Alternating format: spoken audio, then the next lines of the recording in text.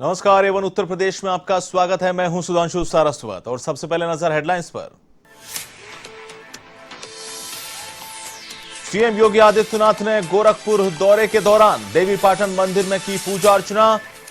मां पाटेश्वरी के समक्ष टेका मत्था। पूजा अर्चना के बाद गौशाला पहुंचकर की गौसेवा। तो गुरुवार को अयोध्या दौरे पर रहेंगे सीएम योगी।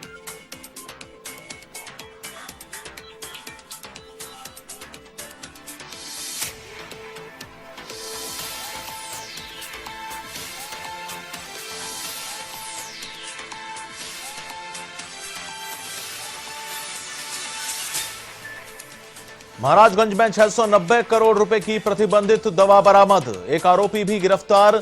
जिला प्रशासन के निर्देश पर एसडीएम ने की कार्रवाई।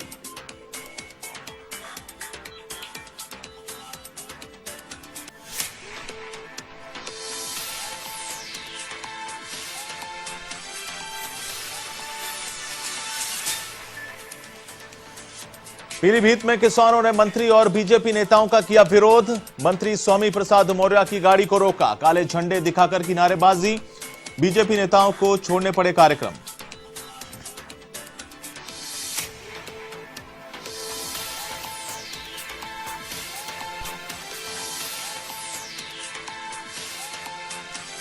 राजभर हो सकते हैं एनडीए का हिस्सा। बीजेपी के राष्ट्रीय अध्यक्ष और प्रदेशाध्यक्ष मुलाकात के बाद सियासत तेज। वहीं कांग्रेस नेता प्रमोद तिवारी ने साधा निशाना। कहा, राजभर के बयानों में अंतर से मामला अधर है।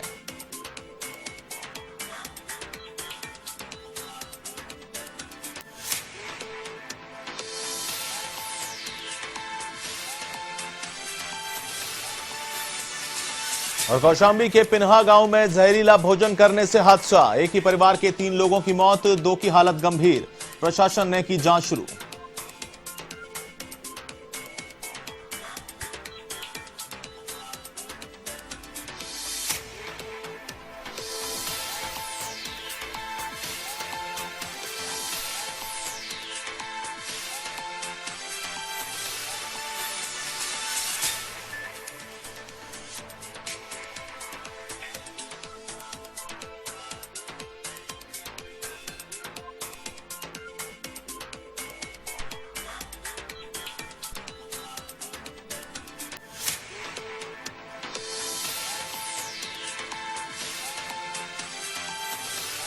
और अब खबरें विस्तार से, लेकिन उत्तर प्रदेश की खबरों से पहले एक बड़ी खबर। मुख्यमंत्री अशोक गहलोत कोरोना वायरस को लेकर गंभीर हैं। तीसरी लहर को लेकर मुख्यमंत्री ने चिंता जाहिर की है। उन्होंने कहा कि संक्रमण फैलने के पैमाने यानी कि आर फैक्टर का उन्होंने जिक्र किया। पूरे देश में आर फैक्टर 1.2 है। यह दिखाता है कि कोरोना की दूसरी लहर पूरी तरह खत्म नहीं हुई है। बीते दिनों में देश भर में मामलों की संख्या बढ़ रही है, जो चिंता का विषय है। कई रिपोर्ट्स के हिसाब से अगस्त के आखिर तक तीसरी लहर की शुरुआत होगी। प्रदेश में स्थिति फिलहाल काबू में है। प्रदेश में आर फैक्टर भी 0.5 है। प्रतिदिन रोगियों की संख्या भी 10 से 50 के बीच है। हमें कोरोना प्रोटोकॉल का सख्ती से पालन करना होगा। उन्होंने कहा कि मास्क लगाएं, 2 गज दूरी का पालन करें और वैक्सीन भी लगवाएं।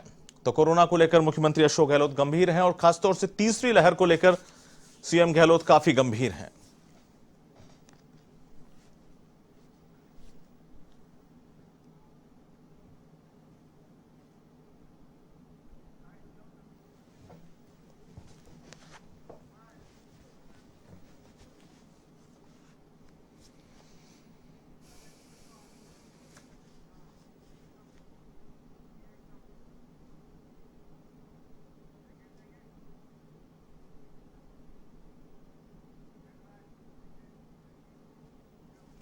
राम मंदिर के निर्माण के लिए भूमि पूजन का 1 वर्ष पूरा होने पर सीएम योगी आदित्यनाथ गुरुवार को अयोध्या में रहेंगे। यहां सीएम योगी का श्री रामलला के दर्शन करेंगे। योगी अन्य महोत्सव के लाभार्थियों को अन्न भी बांटेंगे। इस दौरान राम मंदिर में भव्य अनुष्ठान और पूजा अर्चना की जाएगी। आपको बता दें कि पीएम नरेंद्र मोदी ने बीते साल 5 अगस्त को अयोध्या में श्री रामलला मंदिर प्रांगण में भूमि पूजन कर शिलान्यास किया था।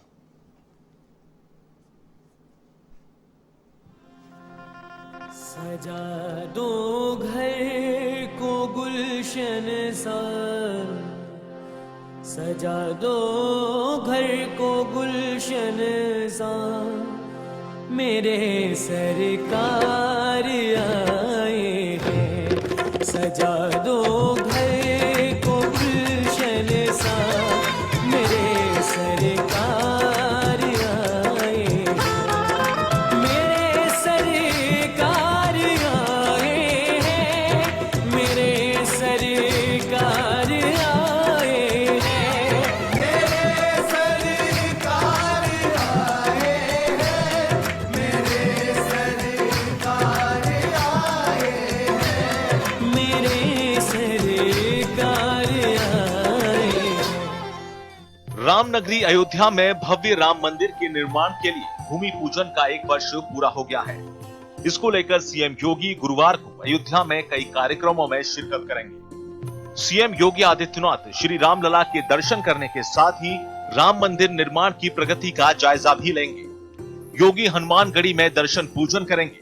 सीएम योगी आदित्यनाथ अयोध्या में अन्न महोत्सव के लाभार्थियों को अनाज भी बांटेंगे।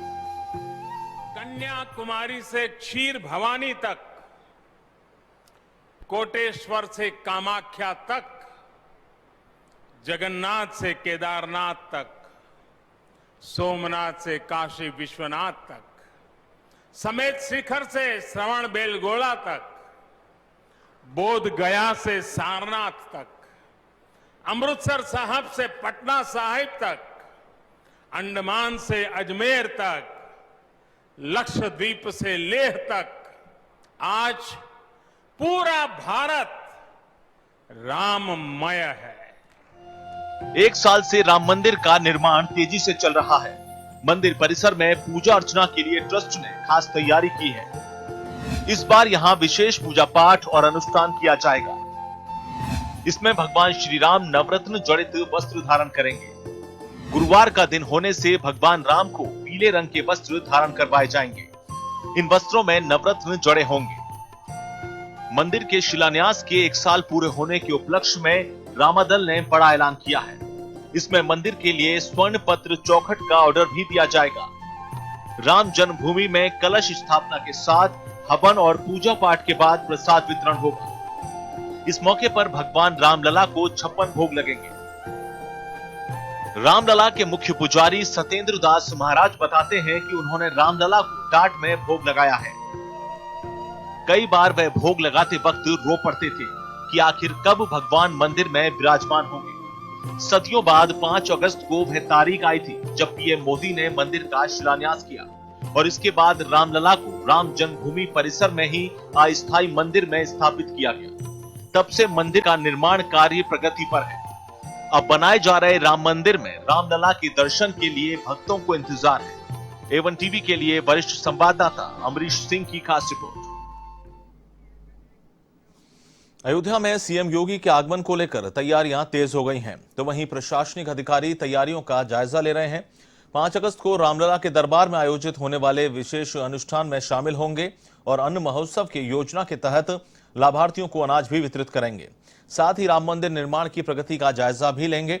सीएम योगी के आगमन को लेकर बड़ा मंच तैयार किया गया है। अयोध्या से सीएम प्रधानमंत्री गरीब कल्याण योजना की शुरुआत करेंगे। साथ ही सुरक्षा के भी कड़े इंतजाम किए गए हैं।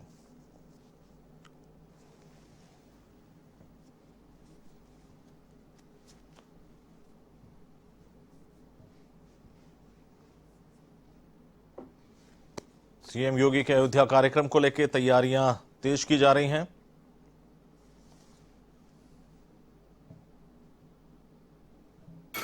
कल माननीय प्रधानमंत्री जी के द्वारा पूरे प्रदेश में अन्न महोत्सव का शुभारंभ किया जाना है और जिसके तहत अयोध्या में भी सभी 994 दुकानों पर अन्न महोत्सव का कार्यक्रम संपादित होगा, जिसमें निःशुल्क राशन 5 किलो प्रति यूनिट के हिसाब से सभी जो कार्ड धारक हैं उनको प्रदान किया जाएगा। विशेष जोर माननीय मुख्यमंत्री जी ने इस बात पे दिया है कि जितने भी ऐसे लाभार्थी जिनको पूर्व में योजना का लाभ नहीं दिया जा रहा था उनको निश्चित रूप से उनको लाभान्वित कराया जाए और कल के कार्यक्रम में विशेष रूप से उनको प्रेरित किया जाए कि वो उपस्थित रहें। अयोध्या में राम जन्मभूमि मंदिर निर्माण कार्य को भक्त देख सकेंगे। राम जन्मभूमि तीर्थ क्षेत्र ट्रस्ट रामलला के दर्शन मार्ग से एक नए रास्ते को बनाए जाने पर कार्य कर रहा है। राम मंदिर निर्माण के लिए नींव की भराई का काम पूरे होते ही राम भक्त श्रद्धालु रामलला के मंदिर को बनते देख सकेंगे। राम जन्मभूमि तीर्थ क्षेत्र ट्रस्ट के ट्रस्टी डॉक्टर अनिल मिश्र का कहना है कि राम मंदिर निर्माण कार्य में नींव भराई का कार्य 60% से ज्यादा पूरा हो चुका है। 44 लेयर में से 24 लेयर बनकर तैयार हो चुके हैं। 25वीं लेयर को बनाए जाने का कार्य किया जा रहा है। इसी वर्ष सितंबर माह तक नींव निर्माण का कार्य पूरा हो जाएगा और उसके बाद अक्टूबर माह से राम मंदिर के चबूतरे को बनाने का कार्य शुरू कर दिया जाएगा। इसके साथ ही 2023 में श्रद्धालु रामलला के मूल जन्म स्थान में रामलला के दर्शन कर सकेंगे।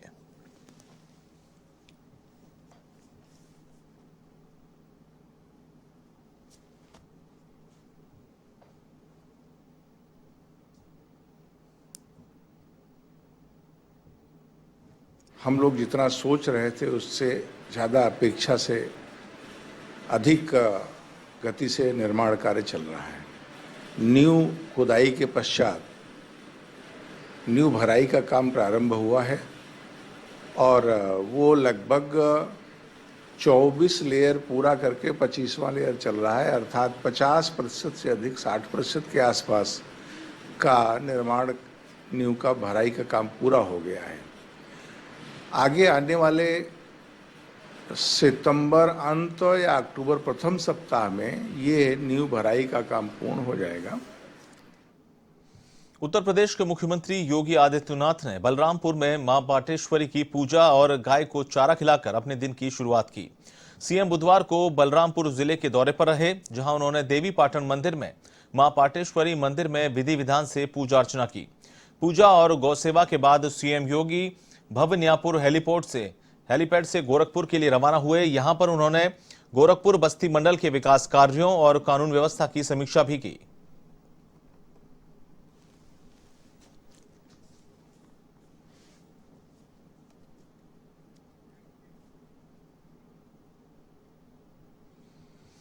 उत्तर प्रदेश के किसान अब मजबूत और आत्मनिर्भर बनने के साथ साथ योगी सरकार के कुशल नेतृत्व में अपनी आय दोगुनी करने की ओर अग्रसर हैं। वाराणसी के सर्किट हाउस में आयोजित एक पत्रकार वार्ता के दौरान योगी सरकार में कृषि मंत्री सूर्य प्रताप शाही ने यह जानकारी दी। इस दौरान उन्होंने बताया कि पूर्व सरकारों की तुलना में वर्तमान सरकार किसानों का हित देख रही है। उन्होंने पूर्व की सरकारों पर आरोप लगाते हुए बताया कि 1 क्विंटल गन्ने के दाम का मूल्य 3 किस्तों में दिया जाता था। ऐसी सरकार कभी किसान हितैषी नहीं हो सकती।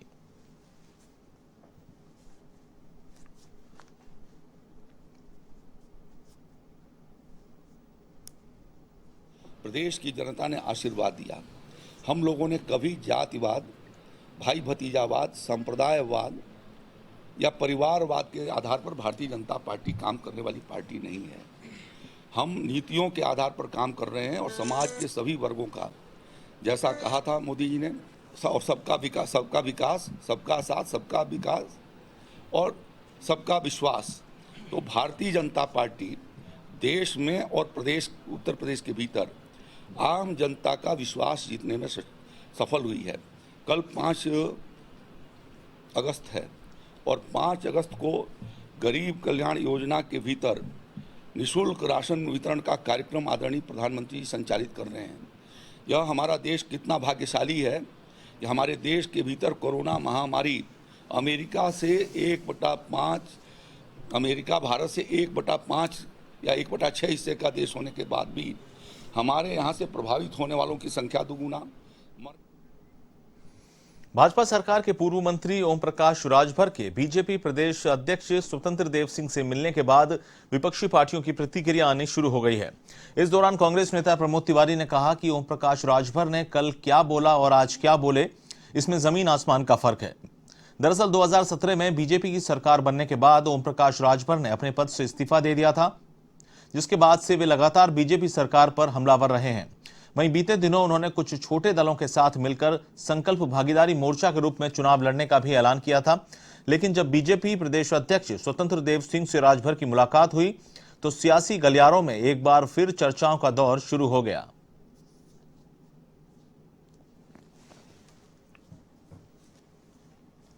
कोई पिछड़ा वर्ग मुख्यमंत्री बन जाए तो हम एनडीए में शामिल होने पर विचार कर सकते। अरे मुख्यमंत्री तो बनेगा चुनाव के बाद, तब तक तो शामिल हो ही सकते हैं। पर एक चीज याद दिला दो, राजभर जी की याददाश्त कमजोर हो, मेरी नहीं। उन्हीं का बयान था कि 4 मुख्यमंत्री 5 साल में बने, जिसमें एक दलित हो, एक मुसलमान हो, एक पिछड़ा। तो क्या स्वतंत्र देव जी से बात करते वक्त उन्होंने उनको याद दिलाया कि एक मुसलमान भी मुख्यमंत्री हो तभी वो उसमें शामिल होंगे? न दिलाया हो तो मैं याद दिला देगा। राजभर जी, कहिए भाजपा से कि वो घोषणा करे कि अगले 5 साल में आपकी मांगे मान ली गई हैं, दलित और मुस्लिम भी मुख्यमंत्री बनाने का वादा करेगी भाजपा। वरना तो फिर कल क्या बोला था आपने, आज क्या बोला है, अब उसमें जमीन आसमान का अंतर दिख रहा है। क्यों बोला है ये आप जाने। खबर यूपी के पीलीभीत से, जहां श्रम एवं सेवायोजन मंत्री स्वामी प्रसाद मौर्य 3 दिवसीय दौरे पर रहे। इस दौरान उन्होंने जनपद के सभी विकास खंडों में विकास कार्यों की समीक्षा बैठक की। इस दौरान उन्होंने पंजीकृत मजदूरों के पढ़ने वाले छात्र छात्राओं को साइकिल वितरण की, जिसके चलते श्रमिकों के लाभान्वित बच्चों में खुशी का माहौल देखा गया। साथ ही सरकार की योजनाओं की जानकारी भी दी।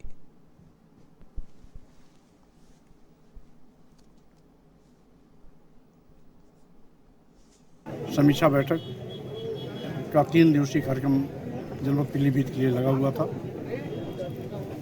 आज पूरनपुर विकासखंड की समीक्षा बैठक के बाद जनपद की 7 विकासखंडों की मैंने अलग अलग समीक्षा बैठक पूरी की है जी।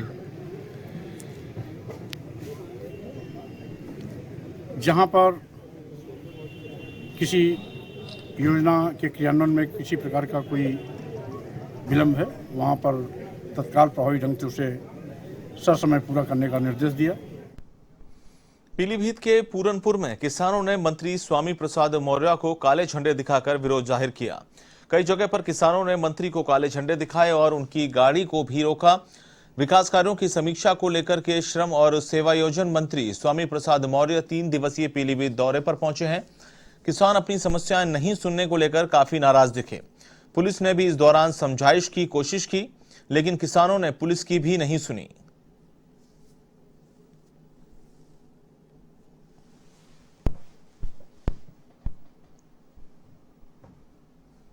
मामला भी सब लोग जानते हैं। 3 कृषि कानूनों के विरोध में 8 महीने से किसान लगातार आंदोलित है और सरकार सुन नहीं रही।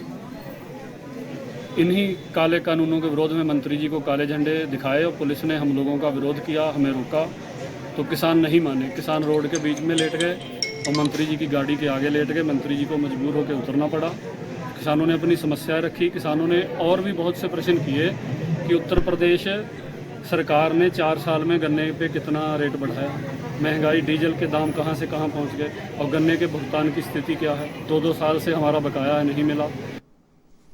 उत्तर प्रदेश की योगी सरकार ने झांसी रेलवे स्टेशन का नाम बदलकर वीरांगना लक्ष्मीबाई रेलवे स्टेशन करने का प्रस्ताव भेजा है। ये प्रस्ताव केंद्रीय गृह मंत्रालय को भेजा गया है। इस संबंध में गृह मंत्रालय ने बताया कि प्रस्ताव पर निर्धारित प्रक्रिया के अनुसार संबंधित एजेंसियों से टिप्पणियां मांगी गई हैं। एजेंसियों की टिप्पणी और राय के बाद ही गृह मंत्रालय इस पर कदम बढ़ाएगा। गौरतलब है कि यूपी में इससे पहले मुगलसराय रेलवे स्टेशन का नाम बदलकर पंडित दीनदयाल उपाध्याय स्टेशन किया गया था, जबकि इलाहाबाद शहर का नाम प्रयागराज किया गया है।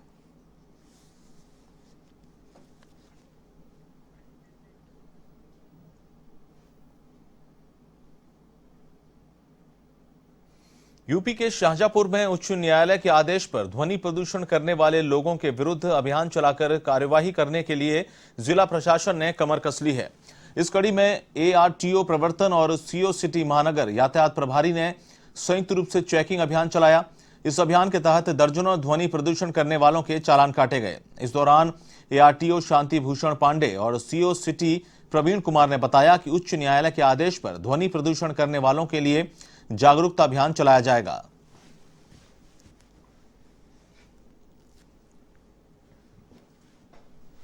उच्च न्यायालय के आदेश पर जो भी बुलेट या जो अन्य वाहन है जो कंपनी में निर्मित होते हैं, इसके अलावा जो अन्य प्रकार साइलेंसर लगा लेते हैं, उसी पर कार्रवाई की जा रही है, चालान काटे जा रहे हैं। RTO साहब ने बताया कि उच्च न्यायालय के ऑर्डर के कंप्लायंस में ये संयुक्त रूप से हम लोग का अभियान है जो कि अगले लगातार चलता रहेगा। इसमें जो ध्वनि प्रदूषण के लिए मेनली इसको देखा जा रहा है, साइलेंसर को जो साइलेंसर लगा लेते हैं या डेक लगा लेते हैं। कल हम लोग कुआया में, कल परसों में जो ट्रैक्टर पे आजकल हम लोग देख रहे हैं कि डेक लगा ले रहे हैं। उससे कई तरह के एक्सीडेंट हो रहे हैं, लोग उसी को ध्यान नहीं दे रहे हैं चलाते वक्त, इसलिए इस कार्रवाई को लगातार हम लोग ने किया है और इसके साथ ही जागरूकता प्रोग्राम भी रहेगा। प्रयागराज जनपद में नए कोरोना संक्रमित मिलने वालों की संख्या में भले ही कमी आई है, जो राहत की बात है, वहीं चौंकाने वाली बात यह भी है कि यहां के 4 संक्रमितों में कोरोना के डेल्टा वेरिएंट मिले हैं। इससे डॉक्टरों के माथे पर चिंता की लकीर खिंच गई है। मेडिकल कॉलेज के माइक्रोबायोलॉजी विभाग ने जुलाई के दूसरे सप्ताह में 9 संक्रमितों के सैंपल जांच के लिए बीएचयू भेजे थे। इसमें से 7 को वहां स्वीकार कर जांच की गई। उसी समय जब ज़्यादा केसेस आने लगे, इसके बाद कहीं फॉरेन में डेल्टा प्लस की रिपोर्टिंग हो रही थी। ये था कि ऐसा तो न हो हमारे कंट्री में डेल्टा प्लस की बात आई, तो ऐसे निर्देश प्राप्त हुए थे कि जीन सीक्वेंसिंग किया जाए सभी लैब को, कि उसमें से 15-15 दिन में अलग से सैंपल भेजा जाए। तो इसमें सैंपल मई में भेजे गए, केजीयू में भेजे गए, इसके बाद फिर दिल्ली में भेजे गए, उसकी रिपोर्ट नहीं मिली। फिर ये हुआ कि वहाँ से लैब अलग अलग लैब के लिए अलग अलग जीन सीक्वेंसिंग सेंटर आइडेंटिफाई किए गए। तो प्रयागराज को बीएचयू वहाँ से अलर्ट किया गया, वहाँ भेजा। जुलाई में सैंपल भेजे गए थे, वहाँ से जो उसमें से उसकी रिपोर्ट काफ़ी दिन बाद अभी रिपोर्ट 30th को आई।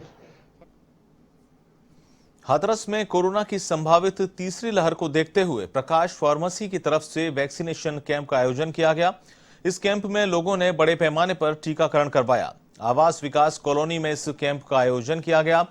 प्रकाश फार्मेसी के निदेशक मनीष अस्थाना ने अपने और अपने सहयोगियों के सहयोग से सरकार के सपनों को साकार करने में अपना योगदान देते हुए 1 हफ्ते के लिए कोविड टीकाकरण कराए जाने के लिए शिविर का शुभारंभ कराया। यह शिविर 1 हफ्ते तक चलेगा। मौके पर मौजूद लोगों ने आयोजक अस्थाना की जमकर तारीफ करते हुए उनके उज्जवल भविष्य की कामना की।